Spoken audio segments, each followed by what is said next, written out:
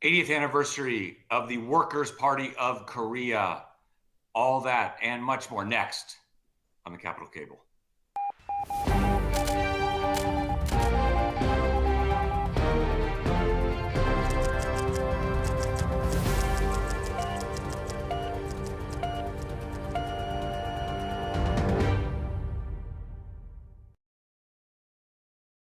All right, good evening to those of you in Korea. Good morning to those of you in Washington, D.C. Good day to those of you around the world. Welcome to the 122nd installment of the CSIS Capital Cable. I'm Mark Lippert, your host and moderator.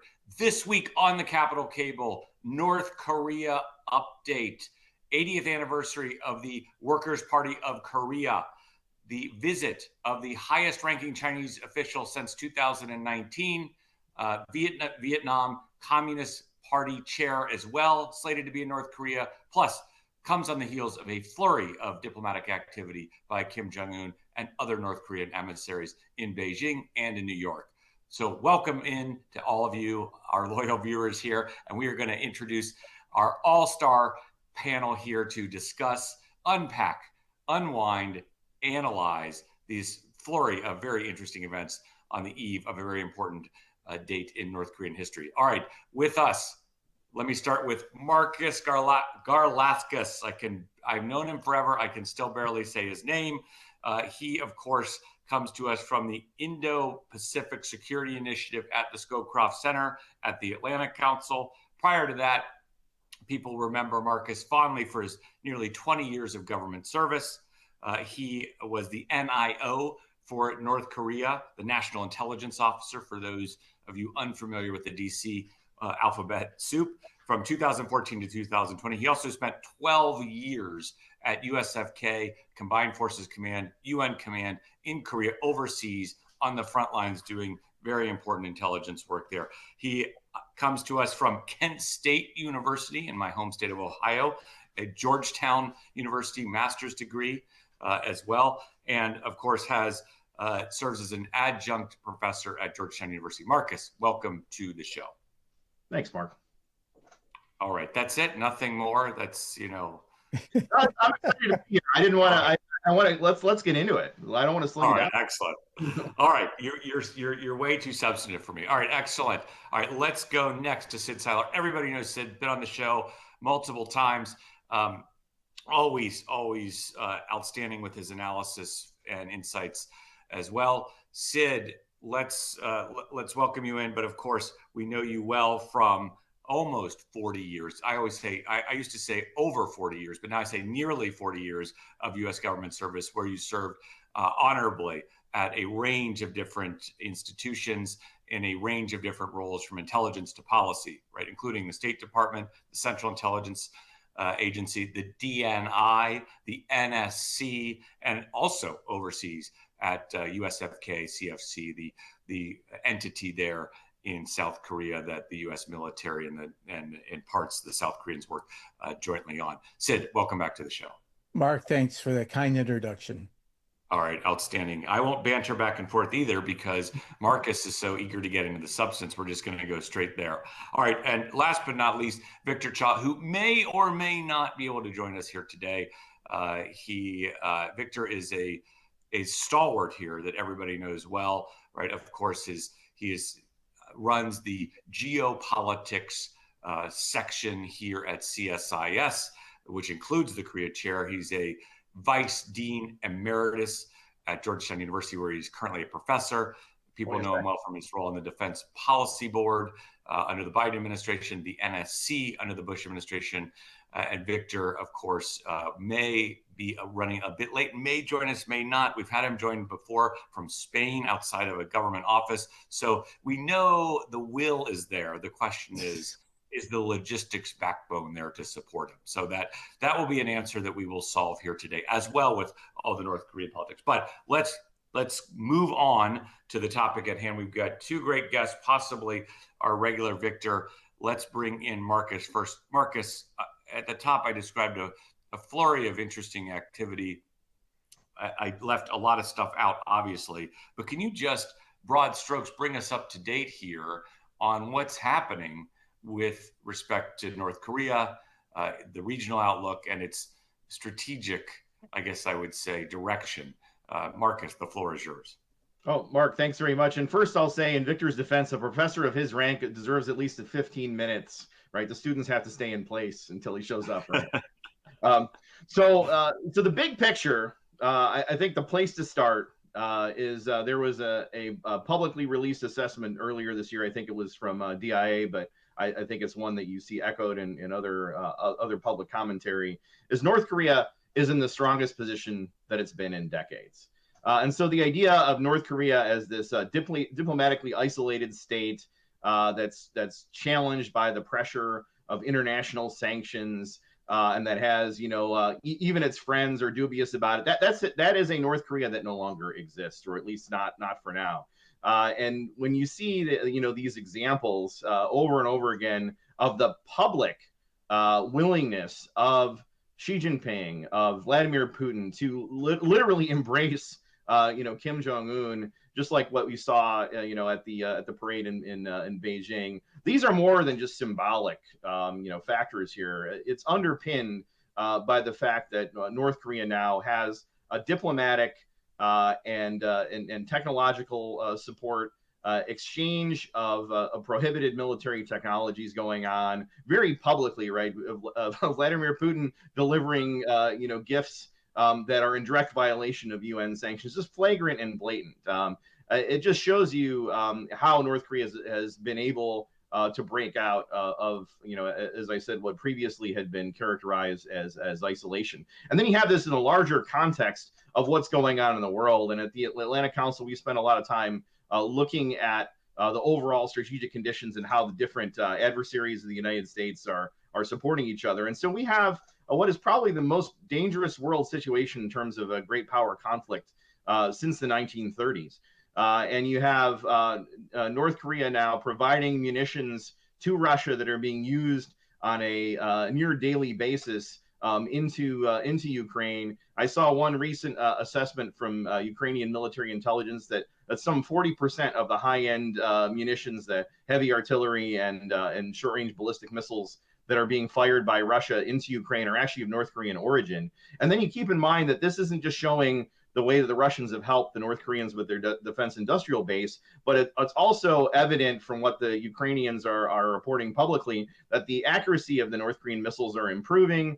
Their ability to evade missile defenses is improving. So you have a huge increase in North Korea's defense industrial base, underwritten by Russia. I mean, think about where we were, just say 10 years ago, where the Russia and China were pushing North Korea to some degree on denuclearization. North Korea was still looking, relatively, internationally isolated. And the idea of Russian troops and North Korean troops fighting alongside each other in Europe.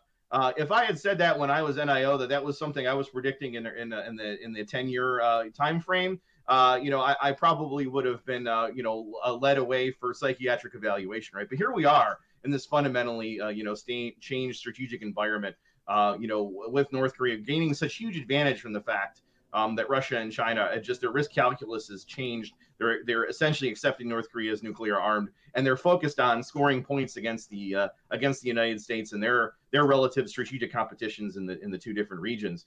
And so it really is a very dangerous and problematic situation. And I'll stop there because I'm sure Sid will have a lot of brilliant things to add. And I got to say before we go on though, Mark, one of my favorite things about being on the show is the great conversations, but particularly with you, Sid. We agree on 90%, but then we can vociferously disagree on 10%. That's where it gets fun.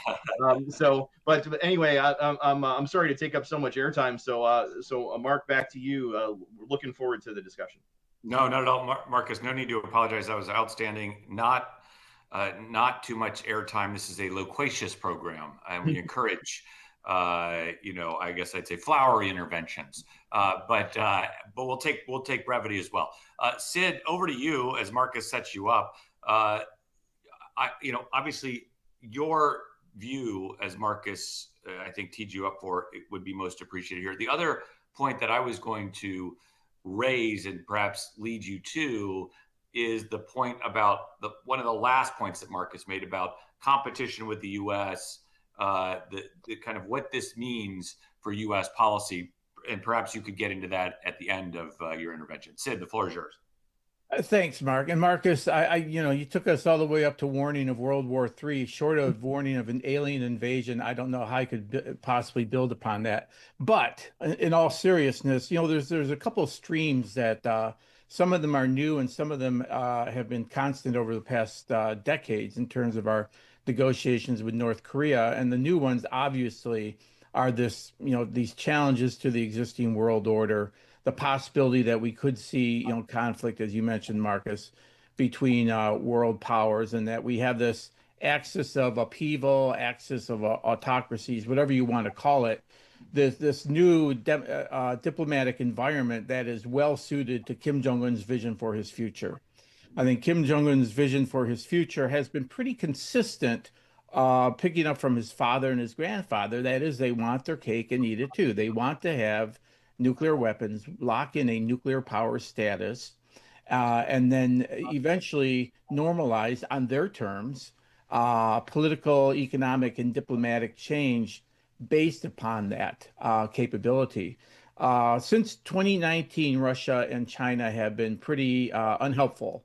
I think once they saw the 2017 surge in tensions, the concerns about conflict on the peninsula as missiles were being launched left and right, and President Trump comes into office talking about his button being bigger than their button, and the fire and fury, the likes of which the world never seen. Once Russia saw that go away in 2018, they have been increasingly inclined to accept North Korea's nuclear power status as a fait accompli and leave the responsibility for bringing Pyongyang back to the table in the hands of Washington, which means, in other words, Russia and China are inclined to accept North Korea. And that's not only kind of, in terms of a willingness or unwillingness to diplomatically accept them, but in terms of the legitimacy and enforcement of sanctions.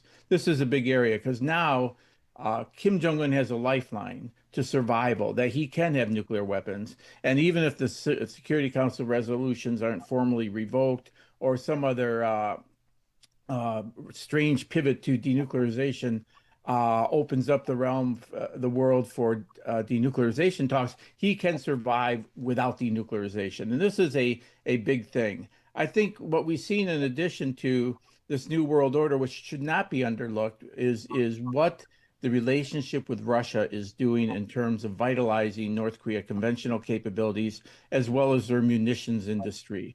Nuclear weapons and missiles alone are insufficient for North Korea to achieve its goals, which in the National Intelligence Estimate we released in 2023 focused on both coercion and establishing a dominance on the Korean Peninsula.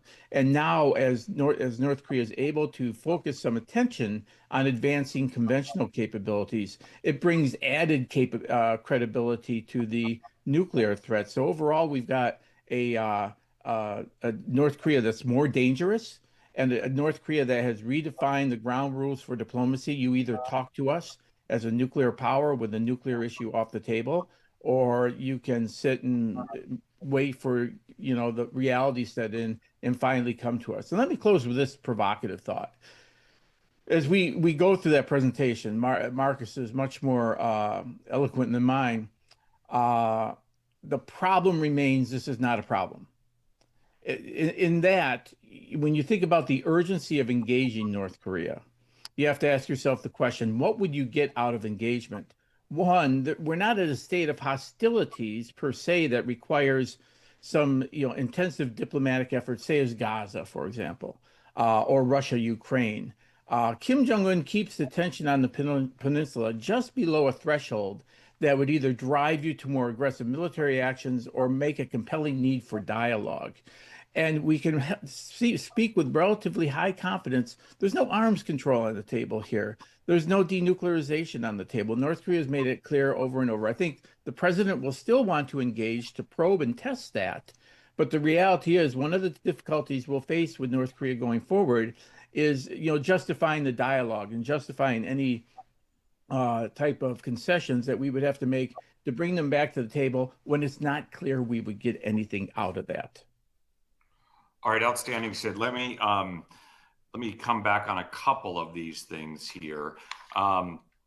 One, I guess my counter argument, and maybe you can unpack this in terms of the urgency of the situation. Yes, it's not an immediate, I'm just playing devil's advocate here, by the way. Yes, it's not an immediate Gaza-like situation, but the Israelis did point to the North Korean example as a reason not to let the Iranian situation fester further, which did lead to a pretty big, I guess I would say, conflagration, not conflagration, that's a bad word, a kinetic military action in South Central Asia, Middle East, all of that, which was a pretty big deal.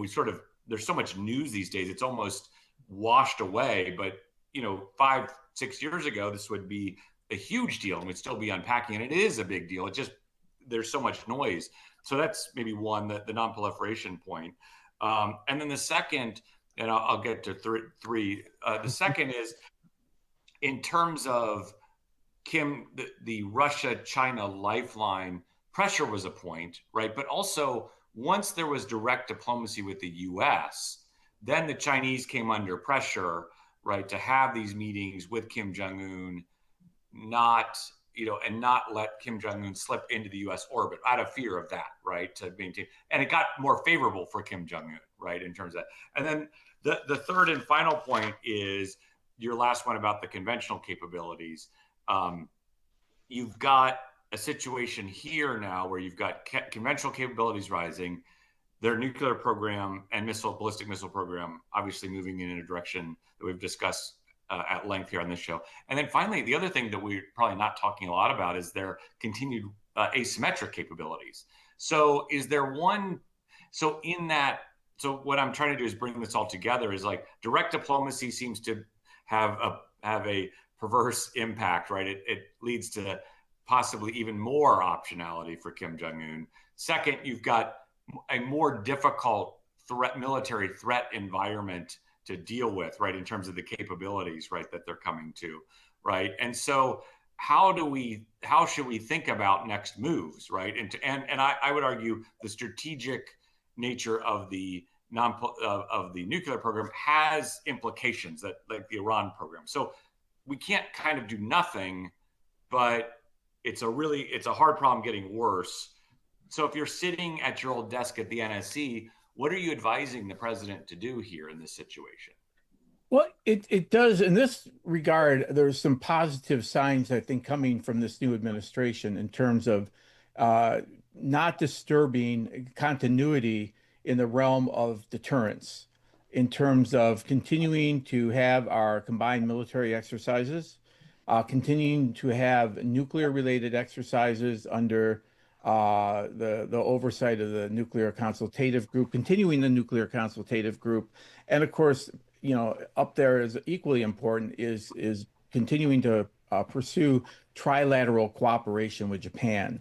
I can tell this. I was looking today at authoritative statements over the past month from North Korea, and early in the month, in September, they criticized ongoing Freedom Edge and Iron Mace exercises. Freedom Edge were our trilateral exercises with the Japanese, and Iron Mace was a nuclear-related exercise. And this really ticked off Pyongyang, and I think that's a positive thing because it shows that we're taking deterrence measures to demonstrate our capabilities, our planning, our commitment, our multilateral approach, as well as more fundamentally, our commitment to the defense of the Republic of Korea. And that is the best way. I think it's the only way at this point, short of having something that changes in North Korea's calculus. Right now, they're in tension increasing mode. They're trying to prove capabilities, trying to backfoot us, trying to demonstrate that any effort to block their efforts to dominate the Korean Peninsula are futile. Right now, the alliance is holding strong. There's been no questioning of the U.S. ROK exercises. There's been no questioning of our nuclear deterrence signaling. And I think that is, going forward, short of a scenario unfolding where shots are being fired maybe along the West Coast, some territorial disputes over the northern limit line, or something along the forward edge of the DMZ, because North Korea has raised this issue of being willing to use its military capabilities, including its nuclear capabilities, in the enforcement of their sovereign territorial boundaries, about which there are differences with South Korea. We haven't seen them push those differences yet, but the scenario that I most worry about, and it's caught in the NIE to some degree, is that North Korea moves from verbal provocations and testing and launching and parading to actual, kinetic, lethal actions against South Korea that kind of put the U.S.-ROK cooperative relationship into some type of tension over what is the best way to respond. And if President Trump at that time says, above all else, we've got to sit down and talk peace. They've got nuclear weapons. We're just going to have to live with that. But restoring peace is more important. Right now, we're not at a point where you could really justify sitting down and meeting anywhere, the APEC, maybe even if Kim Jong-un would come down. But beyond that, there's no, again, compelling urgency to sitting up and giving any type of concessions to change North Korea's behavior, particularly in terms of our assessment of the behavior we're likely to see in the near-term future. Gotcha. Okay, thanks, Sid. All right, Markus, over to you. Anything you want to pick up on the previous interventions by Sid and my follow-up, of course. The floor is yours. Yeah. So what I said before is very appropriate. Agree with 90% of what Sid said, maybe more than 90%. But honestly, I don't think Sid goes far enough here on the deterrence angle. I think we're making tremendous progress, and I think the focus has to be on deterrence rather than on expecting to get some sort of breakthrough in diplomacy with North Korea. And Markus, unpack the just double click before you get into it. Sure. Go down a little bit more on your progress on deterrence. Right. Outline it for us. Yeah. So some of the things that Sid is talking about, the continued progress on trilateral, the work on conventional nuclear integration and through the nuclear consultative group to really show that we're serious about preparing for a potential nuclear employment by North Korea and how to respond to that. And we're not just going to whistle through the graveyard and assume that deterrence will work, that we're actually thinking through how to respond in these scenarios and together as an alliance. I think those measures are very important. But this is where though I see some things are lacking, is it's an incremental approach, and approach that as some of our previous work and my team has found, that seems to be more focused on reassuring our South Korean allies that deterrence is strong, rather than on a Pyongyang focused approach to what's going to deter Pyongyang. And I think a key aspect of this is thinking about transforming the military posture on the peninsula and transforming our command relationships and our training going forward to really put many of these issues at the forefront. And I was so glad, actually, that you mentioned the asymmetric capability, because I think too often we use the term conventional and non-nuclear interchangeably. And really the real risk from North Korea is not a regular conventional attack against South Korea, like an all-out offensive, as Sid was pointing out. It's these edge case scenarios. The two places where deterrence is crumbling, if you look at the whole spectrum of conflict, is that an action going well beyond the sinking of the Cheonan and the shelling of Yongpyong Island in 2010, something much more dramatic, but still short of a scenario where we can say, hey, we're sure we're at war. We're going to transition to the wartime operational control system under Combined Forces Command, and we're gonna fight the war and we're going to destroy the North Korean military. A scenario short of that puts us in a really difficult spot, and we're not aligned as an alliance to focus in that area, right?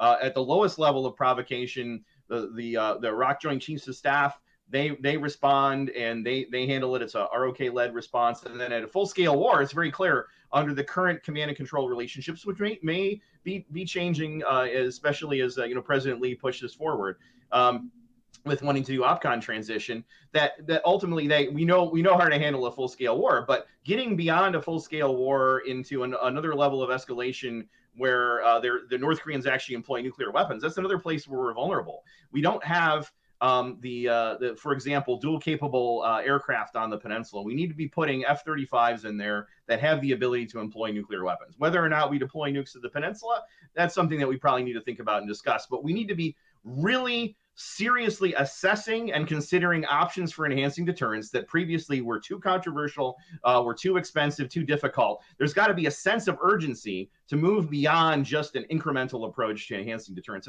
And I think we're making some steps in the right direction, and there's opportunities there, but we need to go further in terms of posturing, the capability, training, readiness, these sorts of things, because we're going in the right direction, but we're just not going fast enough. And I'll leave that, you mentioned the point about the Israelis.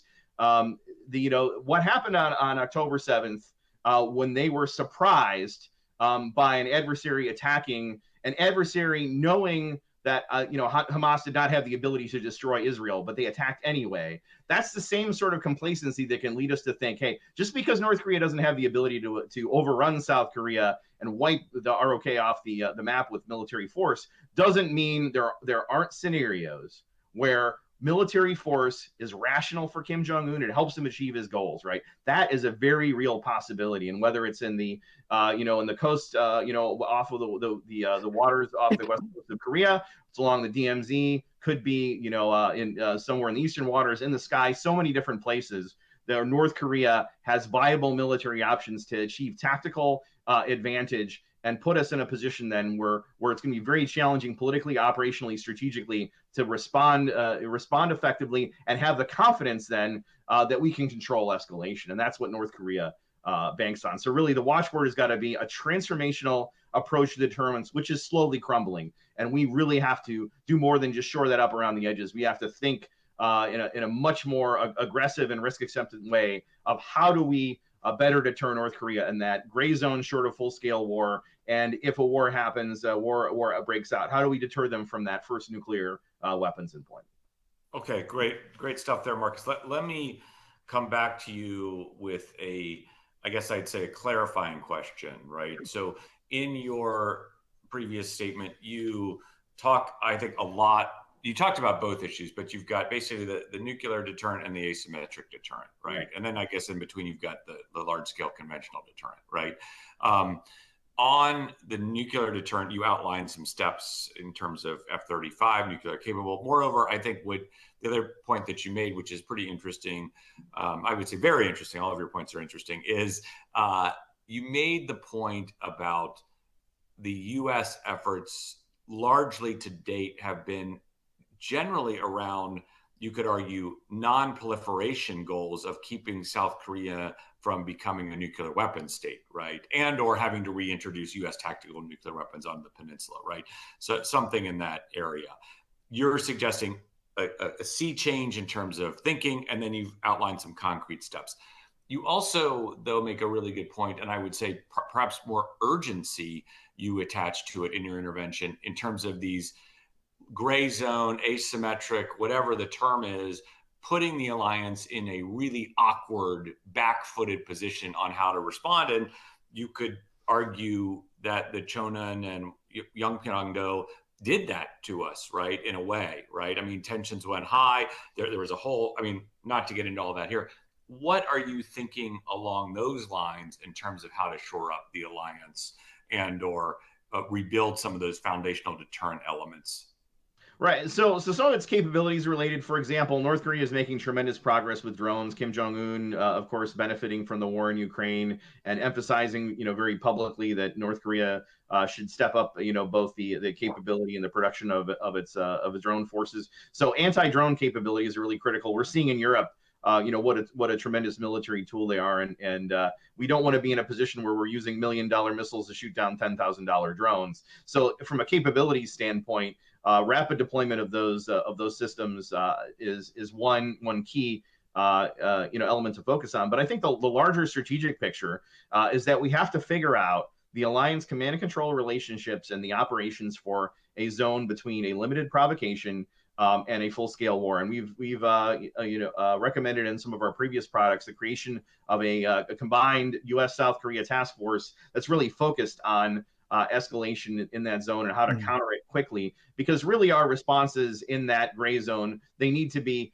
quick, they need to be calibrated, but they also need to be combined, right? If we're going to work together as an alliance and both countries are potentially going to be in a war with North Korea if things spiral out of control, then both countries have to be involved, right? And I think it sends a much more powerful message to North Korea when the U.S. and South Korea are acting in concert in a military response than if we put the South Koreans in a position, well, hey, you're going to respond, and then we'll stand back and we'll help if necessary.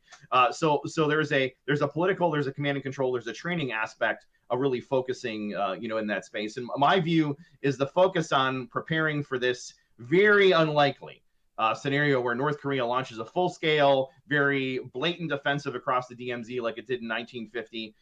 That's really, you talk about alien invasions, that's about as likely as an alien invasion. But something starting short of that, where North Korea is trying to achieve a more limited goal, that's where we really need to be, focusing our attention and our discussions. And you just see so much in the public space about, the thinking about a war in a very traditional sort of 1950-ish way, and so there has to be a change in mindset overall. And I'm not saying that in the military intelligence circles that everyone's missing the cue, but I think the larger picture of how the alliance is managed and how we consider it, the fact that essentially you've got a $1 bill and a $20 bill, we got the counter provocation, very limited thinking, and then a full-scale war. And we have our CFC combined forces can handle that, but we're really not focusing sufficiently at the real possibility in between of something, again, well beyond what we dealt with before in Cheonan and Yongkyeong-do, but still not that very black and white cross DMZ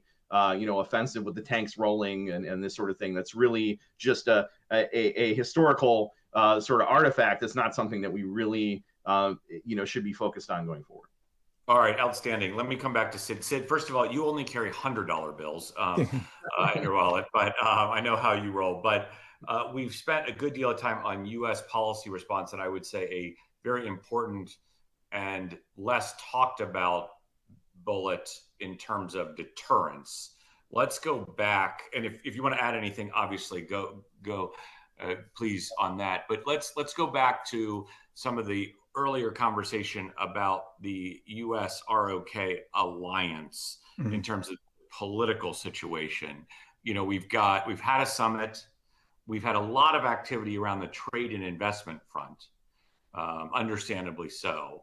Less so on the defense side, although there has been some really interesting things that have flown under the radar, like I think the 2-year troop deployment to USFK, nice. The rotation, which is pretty interesting stuff there. But where are we as an alliance in terms of thinking through some of the deterrent issues? Markus mentioned a possible meeting at APEC, or you did, I'm sorry, rather. Talk to us about that bucket of issues and anything you want to add on Markus's very good intervention. You just put yourself back on mute. Okay. There you go. Now you're off mute. I'm glad you raised these questions, because it's exactly what I was thinking of as I was listening to Markus, and I was thinking of the END, the newly announced policy of the Republic of Korea to try to pursue engagement, normalization, and then denuclearization. It's an interesting twist, similar to what we heard during the previous Moon Jae-in administration in the 2018 time period, that said, before we can expect North Korea can take actions, we have to begin to build trust. And to build trust, we have to take risk. And within the deterrence terminology, maybe we could call this assurance. If we say what we do to reassure the South Korean public of our commitment to their defense is reassurance, deterrence also includes some type of assurances you give to your adversary that there are exit ramps, that if you take alternative paths, that there are, other good outcomes can come. And I think we've began to see this now with the Lee Jae-myung administration, starting with stopping the broadcast, halting the balloon launches, trying to jumpstart and reinstitute the comprehensive military agreement.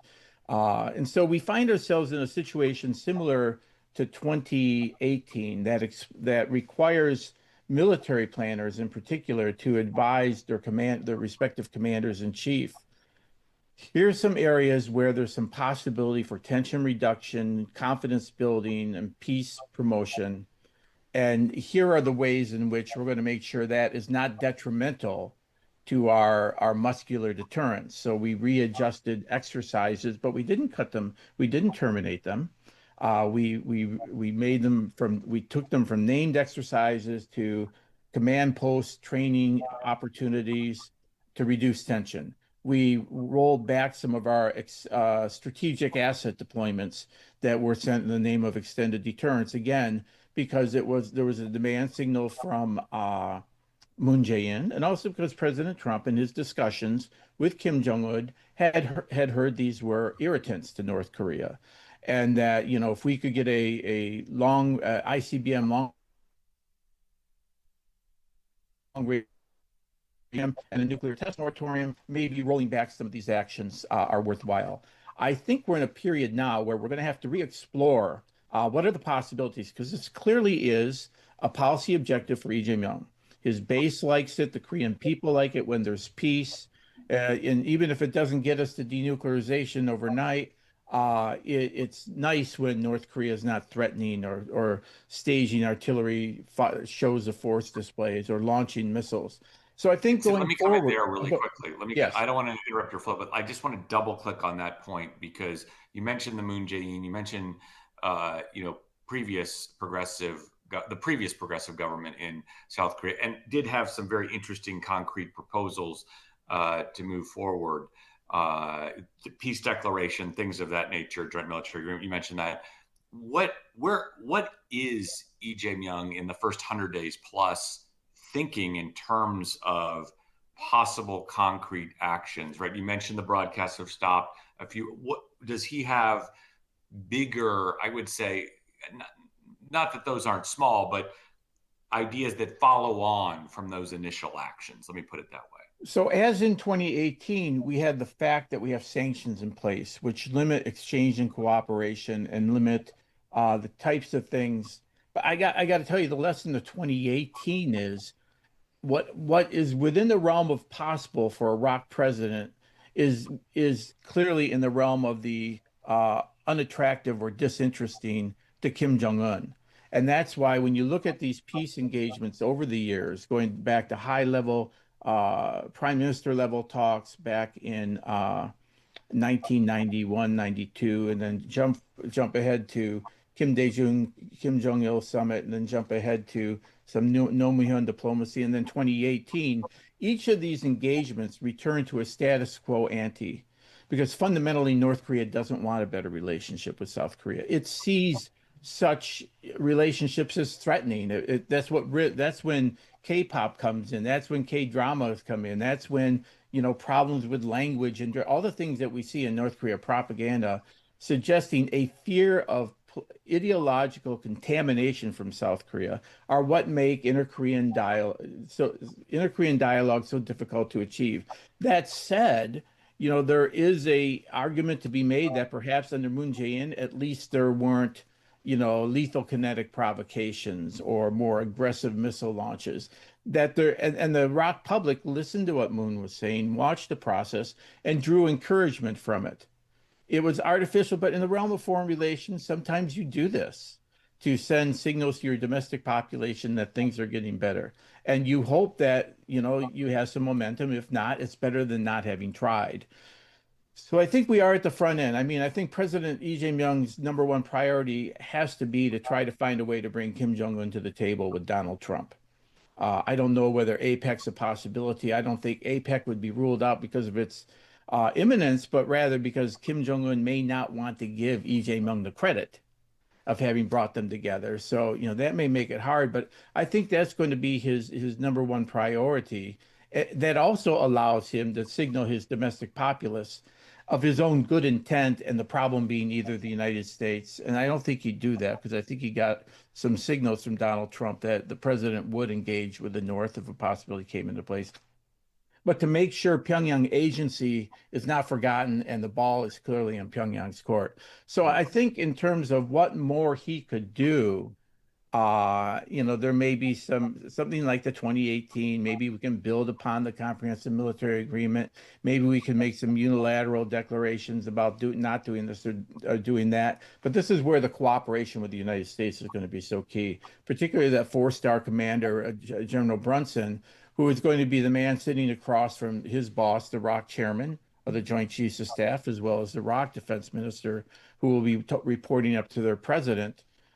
This is what we're going to do. This is where the Americans have some concerns, or this is where the Americans are very supportive. And then we can begin to see these things unfold. So that's kind of the flip side of the Markus coin. Markus gave us a lot of areas where we need to strengthen deterrence across the continuum from gray warfare all the way to outright all-out war. This is kind of what would be credible in the realm of diplomacy, even with a low degree of confidence that it would work.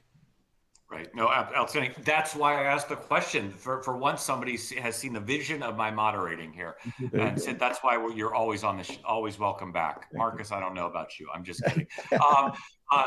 We got about 3 minutes left. Let's wrap up on this. On the point that I led with that we didn't get to is this big 80th anniversary celebration, for lack of a better term, gathering, anniversary in Pyongyang. What might we expect to come out of this? What might grab some headlines? And will there be any strategic, I guess I'd say directional, I wouldn't say change, but maybe a slight recalibration out of this? Markus, the floor is yours. Yeah, I'll go back to where I started. I think this is going to be the diplomatic breakout party for North Korea, and so Kim going to Beijing and being part of that parade is one thing, but to actually have the high-level dignitaries from the other countries there really demonstrating, hey, North Korea's deployment of nuclear-capable missiles. It's tremendous progress in all these programs that are prohibited by UN Security Council resolutions. That's being accepted by China and Russia, de facto as they come to these sorts of parades. And I'm sure there'll be some new. I'm not sure of anything, I guess, but I have high confidence that there'll be some sort of new weapon systems displayed, and they will probably demonstrate the technological gains that North Korea is making with Russia. But I think the China factor really we didn't get to it in much depth here. But the China factor is so key, remembering that, there's a potential brewing U.S.-China confrontation over Taiwan, over trade that North Korea can wedge in and take advantage of. But then also, let's not forget, a U.S.-China confrontation could also take place over the Korean Peninsula if there's a clash, if Kim Jong-un drives the situation in the waters off the west coast of Korea. That's right on China's doorstep, right? So let's not forget the China factor, just because Russia and North Korea relations are so strong right now, and North Korea is getting so much out of it. But I think we'll see that in evidence at the parade, the strength of that support from China and Russia. I'll stop there. No, just one comment and then one quick follow-up, and then just to take us out here, comes back to the 10-year, I guess I'd say, rewind, Markus, that you mentioned. 10 years ago, the relationship between China and North Korea was the worst it's been in arguably modern history, right? In terms of just absolute, I would say, just absolute. It was a very cold relationship. Let me put it that way. And now, you've got this. One, it's much warmer, right, in terms of that. And two, you've also got this very interesting U.S.-China track that obviously you could see it go on the tension side, but you also have an interesting play here with President Trump, this trade negotiation, trying to visit, all of that. So big wild card, and I think you rightly pointed out that we didn't cover that enough, and we'll have to save that for another time. The question that I have for you is just a very tactical one on deterrence. You alluded to it. Do you expect to see anything new in terms of military technology that may alter our calculations and or accelerate people taking the very good advice you gave on enhancing the foundations of deterrence on the peninsula? Yeah, well, Mark, I think one of the most important things is just when you see in these parades the scope and scale of the number and types of launchers that North Korea has. In many ways, it's more important than the weapon systems. Like in a parade, are you necessarily going to have your actual live warshot, with the warhead on it, through the parade? Now, the missiles, a lot of them, people say, oh, they're mock-ups or whatever, but the launchers, they're rolling, right? And I think that, certainly there's potential for some of that, again, Russia-derived technology, Russian assistance to be on display. But I think just the scope and scale of the amount of mobile weapon systems that North Korea has, just underscoring just how challenging it would be to be able to track and destroy all of those systems in the event of conflict. I think that's the thing that should really drive people home. The idea that there's just like a handful of them and we'll be able to find them and catch them and kill them, that is a thing of the past. Let's get beyond this idea of being able to do that and get into realistically having to deal with all of these systems in conflict, and just again, the sheer scale and complexity of all the mobile advanced weapon systems North Korea has. All right, outstanding. There's a conversation there that dovetails with Golden Dome, but for another time. Interesting stuff there. Sid, take us out. We're over time. Apologies to our good friends at CSIS, but Sid, 1 minute to you to end us. End it up. As the parade takes place, think of two things: who's in the stands and what's on the road. Right. Who's in the stands? Yes, it's really remarkable that the premier of China, Li Qiang, is going, and Dmitry Medvedev in his role as president of the United Russia Party. We got Brazilian political parties, Ecuadorial parties, Iran, Mexico, and Laos, the leader. And so these are the countries that would accept a nuclear North Korea or accept Kim Jong-un's demands. You can come, just don't use the N-word. Don't put the nuclear issue on the table. It's verboten. And so it's on the one hand, yes, it's a coming out party. It is a sign of the future they're heading, but it's not that impressive a list, to be honest. On the road, think about the viability of the capabilities you're looking at. Are they able to perform as intended? Is North Korea in a position to produce them in quantities necessary for deployment and or sale? And then finally, are they deployed? And this is not to underestimate the North Korean threat as much as it is to right size it in order to understand that, yeah, we'll see a lot of things and there'll be a lot of comments. There'll be huge missiles out there. But and over time, North Korea proves these do represent things where they're developing and hoping to field. And so, in that regard, we'll get some insight into what emphasis they want to put on in terms of their growing capabilities and kind of reinforce our assessments on their willingness to denuclearize, willingness to engage in arms control, et cetera, et cetera. It's pretty grim at this point. But, I think some right sizing of the threat is called for here. All right, outstanding. Pretty grim at this point. That is a grim way, a sobering way to leave us here. But it also, I guess it forecasts a future episode where we unpack and we provide some solutions here or some recommendations. So thanks again, Sid Seiler, Markus, Garlauskas. Much, much, much appreciate. Excellent episode on North Korea. Thank you. We'll be watching tomorrow to see what happens at the big gathering in Pyongyang. With that, gavel down on episode 122. Thanks again. Bye-bye. See everybody in 2 weeks. Thanks.